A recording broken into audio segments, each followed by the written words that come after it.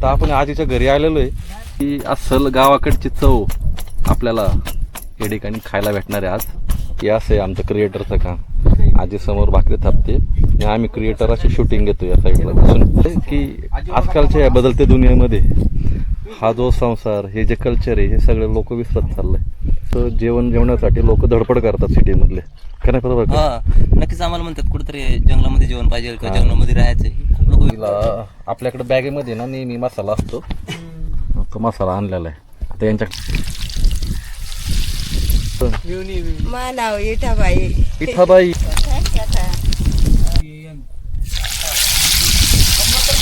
तुला सवय असं नाही घ्यायची.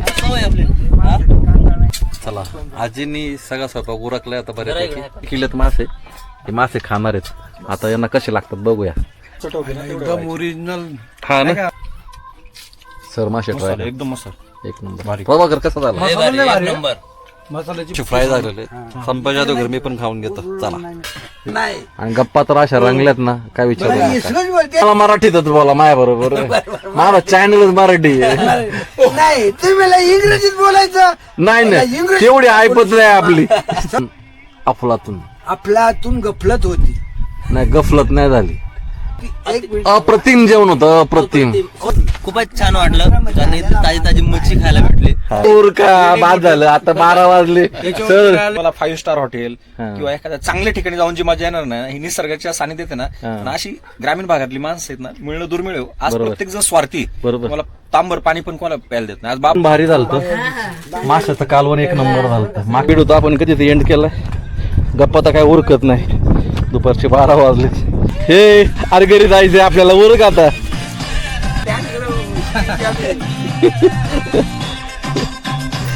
असं तर तुम्ही बघितलं तर हाटकेश्वर पलीकडं डायरेक्ट ओझर, लेण्याद्री, जुन्नर. हाटकेश्वरच्या समोरच हा कोपरे मांडवे. या ठिकाणी आपण एकदा मुक्काम केला होता.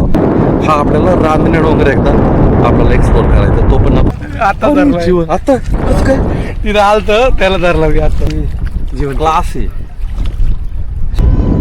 तुला कसं वाटतं? टेंट लावलाय, मी आराम करायचं सोडून आजीला एवढा पैशात घेऊन येतो. आराम चालत आजारी पडतो मारत मध्ये तुम्ही पोहत येतं तुम्हाला.